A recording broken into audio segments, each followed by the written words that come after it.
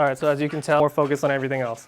So I'm gonna help her a little bit with what comes up to me, or we're gonna work on engagement / attention again. So all I'm gonna do is pay for eye contact, her approaching me, or her relieving leash pressure on her own. The only thing I'm gonna mix up on this one, I'm gonna add her release word. For her owner, they want okay. I don't prefer doing that because that comes up in too much casual conversation, where if your dog is holding it down and you're talking to somebody and you say that word, your dog is technically allowed to be released. So I don't really like using it. I like using break or free, but we're gonna use that with this little girl here. But look, she's more focused this time because she already knows, she's anticipating on what we're gonna do, which is me feeding her for her giving me attention. Good girl. And if you saw the last clip, she was really wild. This time she's very different because she practiced this earlier. Good girl.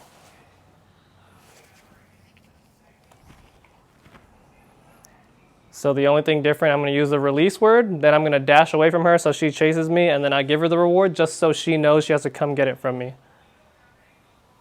Okay. So it's new to her. That's why she looked around. She's like, what the heck are you saying? And I put this bed here because later on too, it's easy to teach the dog that they're released from something when they're like on a platform, they're holding it, and then you tell them the word and they can jump off. It's more clear to the dog. So I'm going to show you an example with this. I'm going to lure her because I don't know what level of training she has like done with her owner. So I'm going to get her on here. Good girl. Good girl.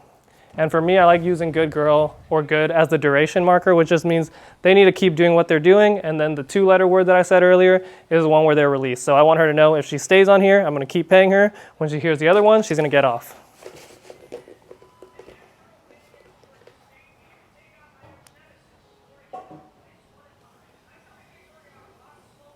Good girl.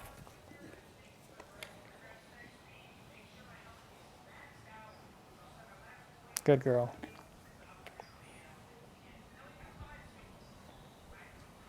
Okay.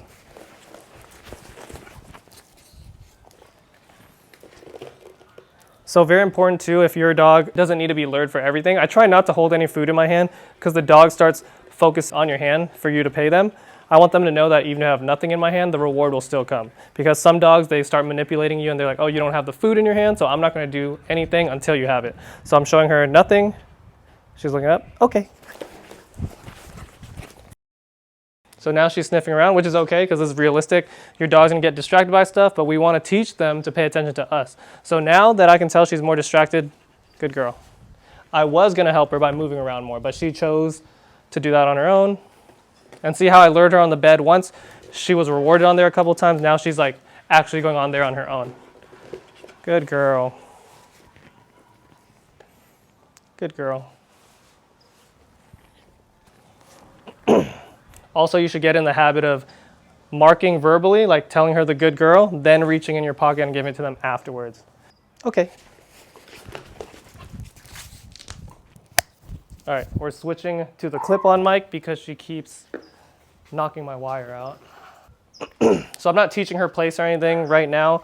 I just want her to get familiar with it. That's why I'm paying for her going on there. But technically, the only thing I really need to pay for is the eye contact or her coming up to me. Good girl. So we're gonna do both.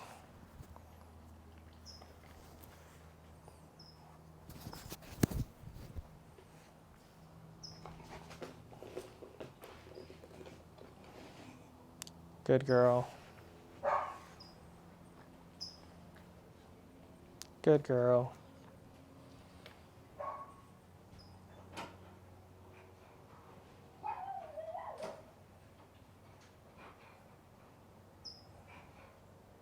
So she hears something and she's distracted. So there's a perfect opportunity for her to learn, hey, if you disengage from that and look back at me, she's gonna get rewarded. Good girl. And same thing, I was not calling her anything. I know a lot of people, once their dog gets distracted, they're like trying to make all these noises and getting their attention, which is not wrong, but if you want them to pay attention better than that, then let them figure it out on their own. Good girl. Because in a public situation, if your dog is triggered by something, they're probably gonna ignore you, but if they have already practiced to think on their own without you saying anything, then they will make that decision to pay attention to you instead of the trigger. Good girl. But so that last session that I did with her was probably like 30 to 40 minutes ago, but you can already tell she's different from the first one because she already practiced a good amount of stuff. So building attention on your dog is not hard, it's it takes time. So right now, easy distractions, nothing's going on. Then later, we're gonna bring her around the neighborhood, public places, whatever. Good girl.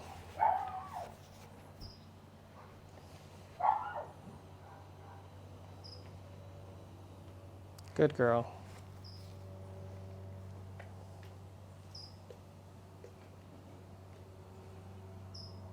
So she might jump off, but because I don't require anything from her, if she jumps off, that's fine. Good girl. And you can also tell right now she doesn't need as much help as earlier. I really don't have to dance around or anything. I'm literally just standing here.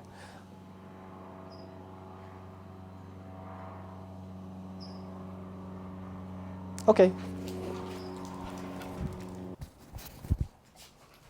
So she hears the neighbor's dog. That's fine. So right now, applying a little bit of leash pressure, same thing that we did earlier, right? She relieves it, I reward. But I'm not saying anything to her.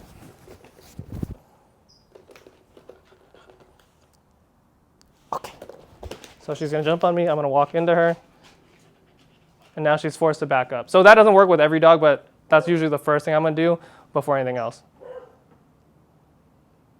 Good girl.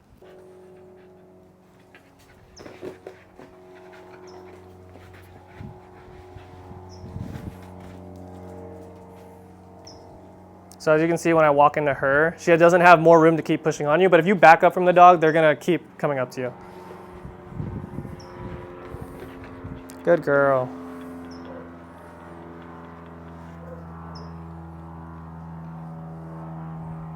Okay, so I'm gonna end it with that. Come here, dude.